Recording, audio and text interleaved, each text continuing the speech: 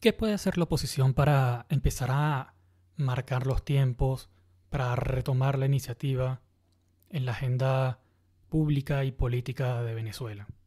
La oposición es un movimiento mayormente electoral y sus mayores virtudes están en la capacidad de movilización, de generar una maquinaria electoral y de proteger ese voto. Pero la política electoral no lo es todo. Ser capaces de pactar, de ver cómo se generan las condiciones ideales para acceder al poder, pues también hay que considerarla como parte de la política. Una parte de la política que, en mi parecer, la oposición ha ignorado en los últimos tiempos. Estas cosas las discuto con los amigos de Poder y Partidos, una publicación basada en México, que me invitaron a su espacio Diálogos para explicar un poco cómo es que Venezuela llegó a este punto en materia de cultura política. Además, me parece muy interesante la propuesta de esta publicación que está basada en México, porque ponen el foco en algo que a veces ignoramos, que son los partidos políticos y cómo a veces son estos partidos políticos los que le dan credibilidad a nuestro sistema político. Entonces, bueno, sin más rodeos, empecemos con el episodio especial de hoy. Esto es ni lo uno ni lo otro, sino todo lo contrario.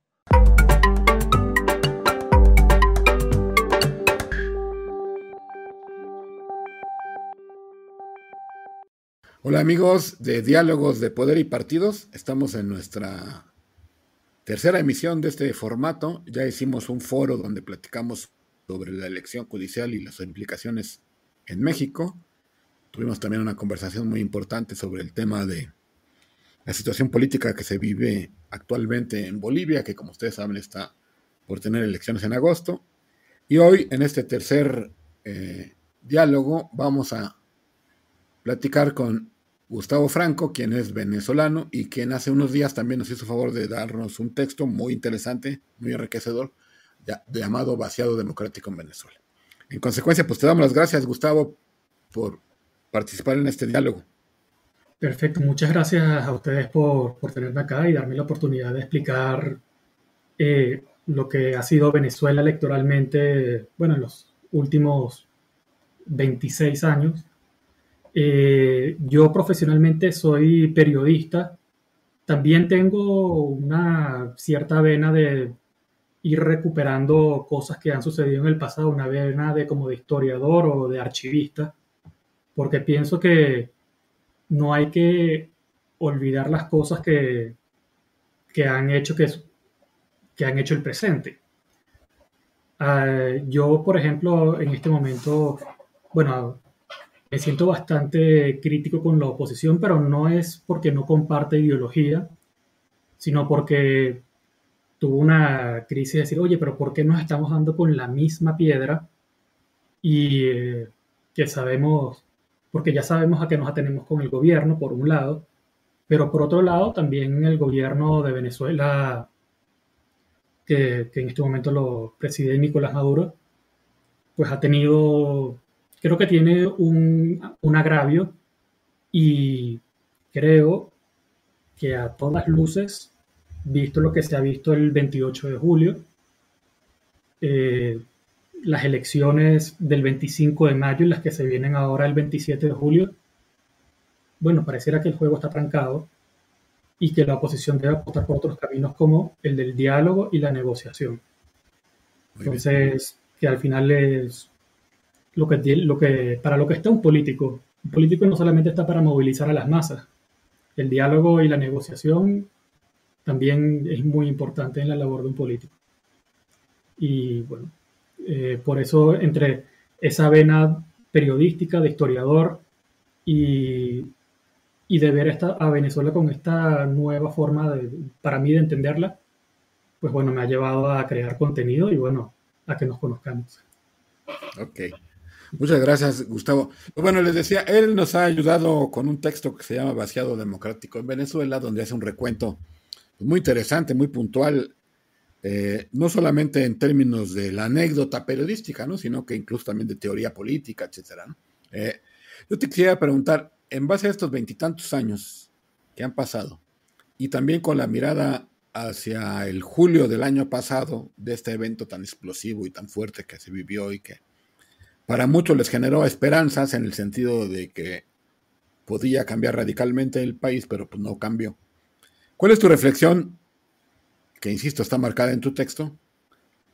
¿Qué papel jugaban las elecciones antes y qué papel juegan hoy? Antes servían de algo, hoy parece que ya no sirven. ¿Nos puedes dar tus ideas, por favor? Sí, mira, las elecciones, según el científico político que cito en el texto, Andreas Schedler, bueno, las elecciones pueden ser o democráticas o no democráticas. Entonces, si no son democráticas, van a tener un fin. O sea, ¿para qué se celebran al final? Bueno, para legitimar al gobierno. Entonces, el gobierno de Nicolás Maduro lo que ha hecho es, bueno, celebrar una elección que a todas luces ha perdido porque, bueno, no ha sido transparente en los resultados que ha mostrado, que no ha mostrado, las razones por las que no la ha mostrado. Y por otro lado tenemos a la oposición que es capaz de recuperar las actas escrutadas y la oposición alega que la victoria fue de 40 puntos. Entonces, pues mira, las elecciones en este momento en Venezuela no son un fin en sí mismo, o sea, no es para la expresión de una voluntad popular y que se haga lo que dice el pueblo, sino más bien es el medio para legitimar el poder del chavismo, o que se quede el chavismo en el poder. Eso es lo que se puede decir. Y luego, dado todas estas cosas, entonces nos quedamos con la pregunta, bueno, si Venezuela es una democracia o no. Y entonces Andreas Schedler nos cuenta que cuando tenemos este tipo de situaciones, podemos hablar de un autoritarismo electoral o una democracia electoral, pero no es una democracia liberal, donde, bueno, se hace la voluntad de los electores, de los ciudadanos. Cuando el ciudadano votaba, digamos allá en Venezuela, dijéramos de un año hacia atrás, su voto pues sí resultaba en un diputado, resultaba a lo mejor en un gobernante, ciertamente resultaba del otro bando, pues si ganaba también el gobierno, eso era lógico, pero es decir, tenía una consecuencia, ¿no? Sí. Y hoy que eso no sucede, pues como que se convirtió de una herramienta, dijéramos, de participación cívica, hoy a una herramienta de control político gubernamental. Es decir, son dos, es pasar de la A a la Z, ¿no? ¿Qué fue lo que hizo que esto sucediera? ¿Y cuál fue la omisión dijéramos, perdón porque lo diga así, del pueblo venezolano, y cuál fue la omisión de la oposición venezolana para que esto cambiara de la A a la Z? Bueno, sí. Aquí sí ya me tengo que meter un poco en la historia de lo que hemos visto en Venezuela, que es que, y esto es una interpretación mía, pero bueno, es lo que se ha vivido a lo largo del tiempo. En el año 99, en el año 98, Hugo Chávez Frías gana la presidencia y en el año 99 convoca a elecciones, a un referéndum para hacer una nueva constitución. Y luego se aprueba esa constitución. Es decir, hay 3 victorias consecutivas del chavismo. Y luego, en el año 2000, ya todo el año, en ese 2000 hasta el año 2001, empiezan a haber unos conflictos porque porque Chávez aprueba una ley habilitante, porque él quería legislar con urgencia para resolver la crisis económica que había en Venezuela. Chávez, siendo un socialista, como lo conocemos, él quería más estatismo y eso iba en contra de los intereses de Fede Cámaras. Entonces, ahí empezó uno de los primeros problemas que vemos en Venezuela. Porque los partidos políticos de oposición estaban muy desprestigiados,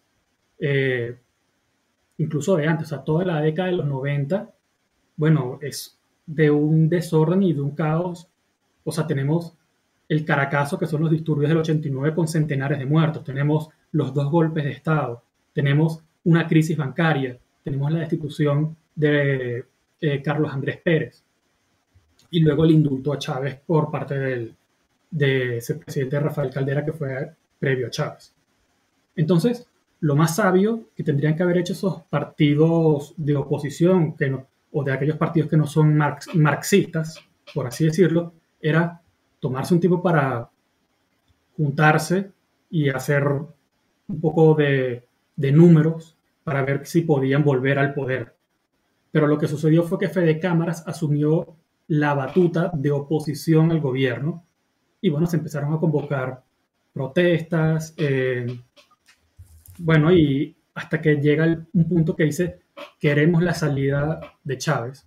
Llegamos al 11 de abril del 2002 y, y bueno, se produce la salida de Chávez, llega y lo sustituye en la presidencia por 2 días el presidente de Fede Cámaras, Pedro Carmona Estanga, es decir, los empresarios. Los empresarios ganaron esa peleita 2 días y luego volvió Chávez al poder porque los militares, bueno, estaban viendo que lo que hizo Pedro Carmona Estanga, que es disolver el Congreso y ser prácticamente un poder supraconstitucional, pues bueno, los militares dijeron, mira, que vuelva Chávez. Luego, el nuevo presidente de Fede Cámaras y la CTV, pues, que es la Corporación Venezolana de Trabajadores, la Corporación de Trabajadores de Venezuela, empiezan otra vez a maquinar para, bueno, ser ellos quienes fomenten esa salida de Chávez, esta vez bajo una organización que se llamaba la Coordinadora Democrática. La Coordinadora Democrática también empieza ya a aglutinar partidos políticos. Y, bueno, empiezan a convocar un paro de las empresas, de que nadie vaya a trabajar, en rechazo a Chávez. Y primero las empresas plegadas a Fede Cámaras asumen el paro, pero luego se pliega PDVSA.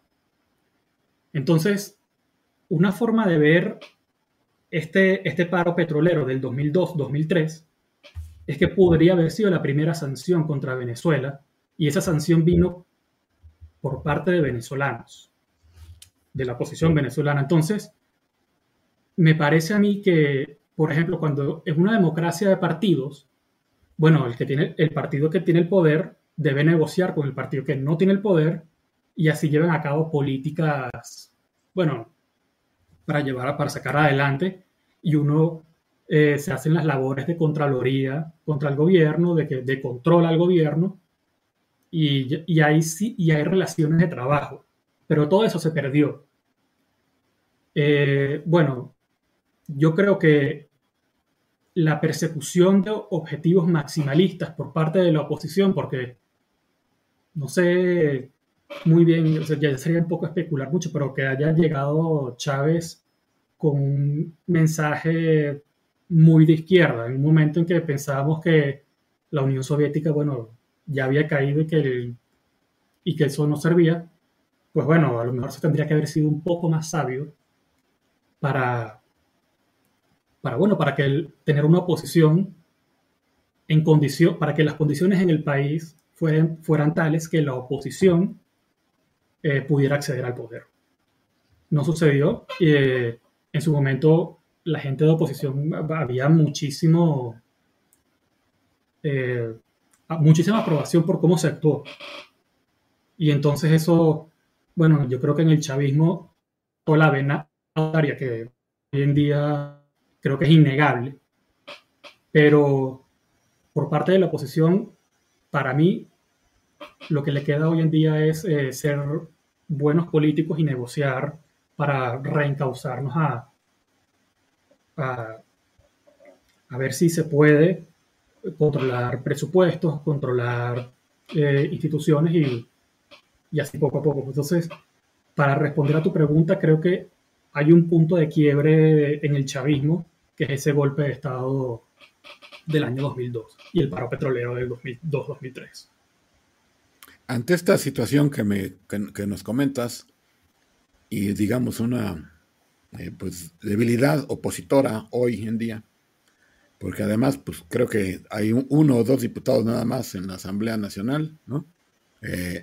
Todo está controlado, vienen las elecciones municipales donde todo ganará ellos, y la paradoja es que un año antes, cuando todo lo que ya platicamos de Edmundo González y María Corina, bla, bla, bla. Al venezolano, como se dice, a mí no me gusta mucho esa frase, pero sí se dice y se entiende, el venezolano de a pie, puede tener esperanza de que en su país va a haber algún cambio político importante, o prácticamente diríamos, con mucha pena, que pues ya se tienen que resignar y decir, pues en Venezuela vamos como para Cuba, para estar 50, 60 años iguales, o si todavía hay alguna esperanza de que las elecciones no queden vacías como manejas tú en tu texto y que, no sé si la palabra sea correcta, ahora no estén vacías, sino que esté llena la democracia y que sí llegue a funcionar. Porque a mí me Sí, parece que se convierte frustrante y se me hace muy interesante tu planteamiento que nos acabas de dar. Los empresarios agarraron un papel político y no lo supieron hacer. Yo también sí, creo que los políticos agarraron el papel político, pero les faltó la última jugada de ajedrez para lograrse del poder. Y hoy están prácticamente en cero, yo diría, o en uno, ¿no? sí.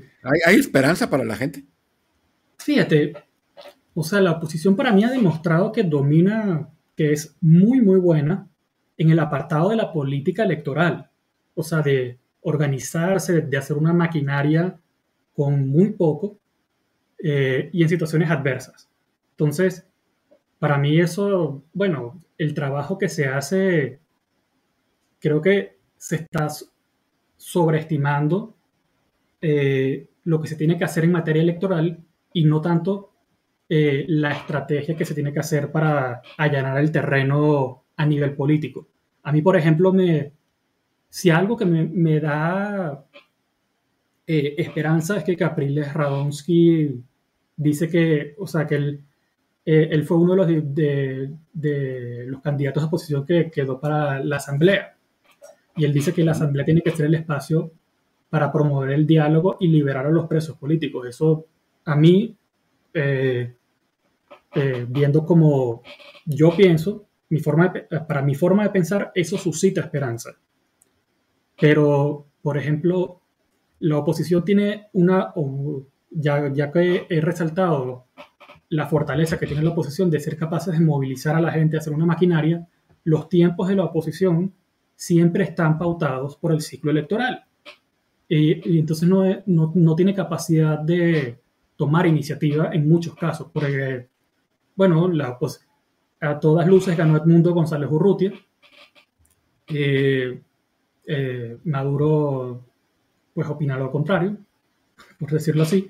Y luego, a partir de allí, el gobierno, bueno, empieza a publicar un cronograma electoral al cual la oposición solamente puede hacer una de dos cosas. María Corina Machado dice que no hay que concurrir. María Corina Machado también ha pedido a la Fuerza Armada Nacional Bolivariana bueno, que respeten el resultado. Y por otro lado está otro sector de la oposición que, bueno, que dice a las elecciones hay que concurrir sí o sí, el voto es un derecho y mira, no lo podemos votar. Entonces, eh, hay esa tensión entre esos dos bandos.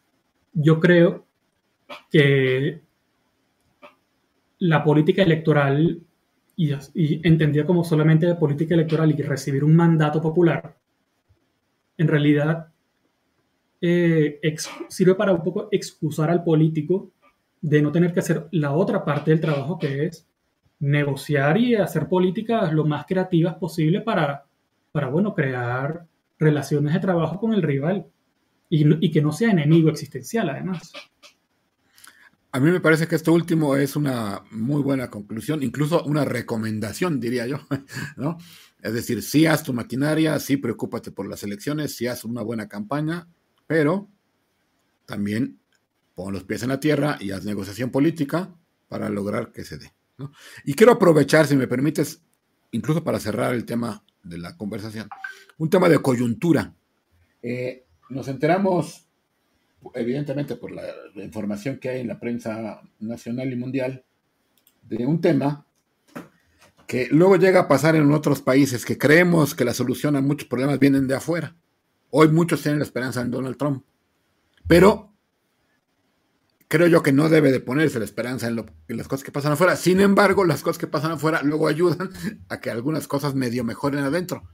Ayer, el presidente Bukele hizo un movimiento estratégico, entregó unos presos según el Tren de Aragua al régimen de Venezuela, a cambio, dijéramos, de que le liberaran, si no me equivoco, a 10 norteamericanos que estaban ahí detenidos, pero también, al parecer, a un grupo de 80, si no me equivoco, de opositores venezolanos que estaban encarcelados.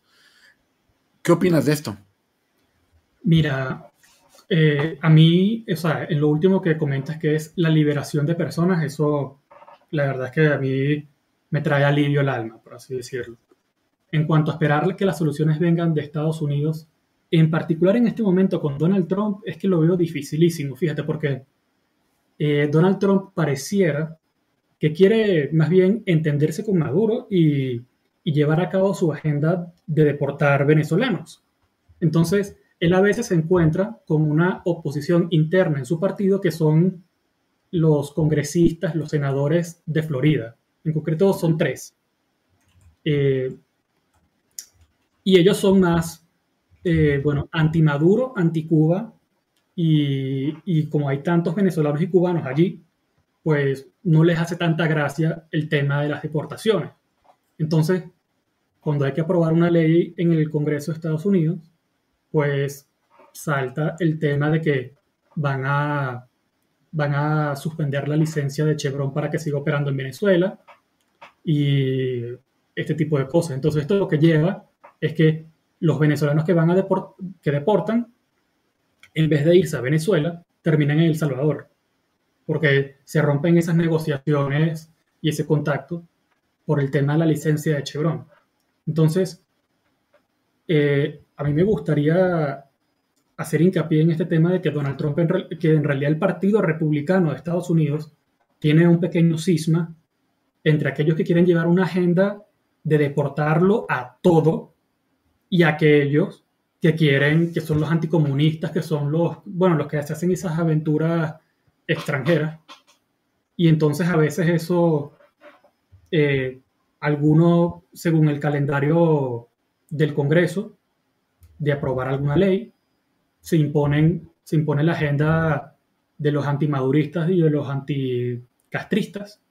A ver, pero en la gran mayoría del tiempo hay un avance en el tema de las deportaciones.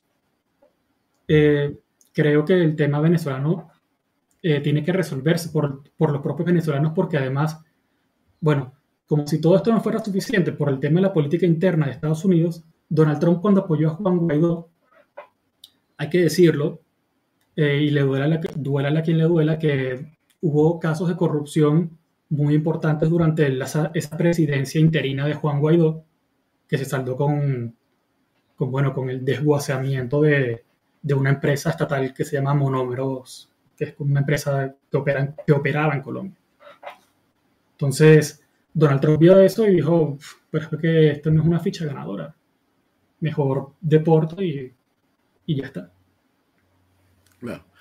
Creo que este tema confirma aquel planteamiento ya de muchos años de que dice que Estados Unidos no tiene amigos, ¿no? Solamente tiene intereses, ¿no? Sí, sí. y si se le beneficia sus intereses, ahora sí que no le importa las consecuencias de ese movimiento, mientras sus intereses estén resueltos, ¿no? O vayan mejorando, como en este caso con los 10 o 11 hombres, no me acuerdo cuántos eran que regresaron. Y me quedo también con tu frase de que es un alivio, en tu caso, pero yo creo que para todos los que pues seguimos este hermoso país Venezuela como con su devenir que lleva. Entonces qué bueno que hay liberados, ¿no? Si no mal recuerdo hay como 900 o una cosa así de presos políticos, y bueno, ya por lo menos unos poquitos menos hará que esas familias de entrada pues tengan un alivio y cuando estén ya en su casa estén pues contentos, ¿no? Sí, o sea, creo que eso genera un poquito más de alivio en el país.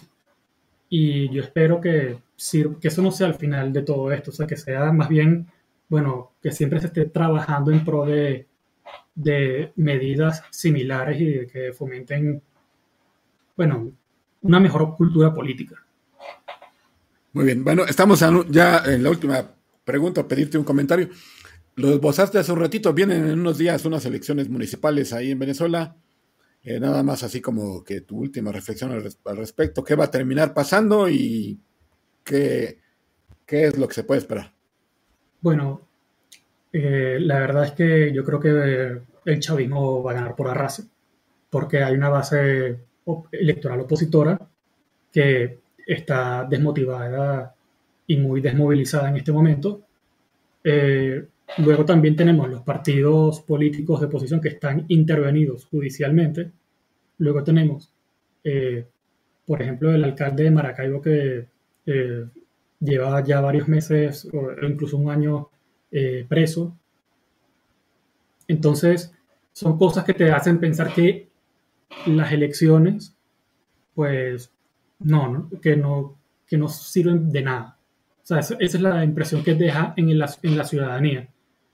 Además, me gustaría añadir que en muchas ocasiones se hace el uso de la figura del protector, que es cuando un candidato chavista pierde una elección, se lo nombra el protector de esa entidad, de ese estado, y entonces se le da el presupuesto y se le dan funciones administrativas que usurpan la gobernación, a la gobernación. Entonces, son muchos casos en los que, y sobre todo con el trauma del 28 de julio, que es que hay que llamarlo así porque incluso hay gente que está en duelo todavía, pues mucha gente no quiere llevarse otro golpe, o sea, quiere elegir el cinismo a poner de su parte y apoyar a un candidato. No, yo no digo poner de su parte para liberar a Venezuela porque yo no sé si en realidad la mejor o peor postura es concurrir a las elecciones. Eso lo decide cada quien, pero apoyar a un candidato y luego llevarte esa decepción, creo que seguramente muchas personas no la quieren asumir. Muy bien, pues sí, pues es como todo parte del proceso político, hay que seguirlo, hay que atenderlo, entenderlo, y bueno, si se puede construir eh, para que haya mejores posibilidades democráticas y de vida, sobre todo para la gente, ¿no? Que eso finalmente sería lo importante, que hubiera una mejora en la vida de las personas. Bien, amigos de Poder y Partidos, como ustedes han notado, pues este es un diálogo muy interesante, que no tiene fin, ¿no? Que hay que seguirlo continuando, pues, ¿no?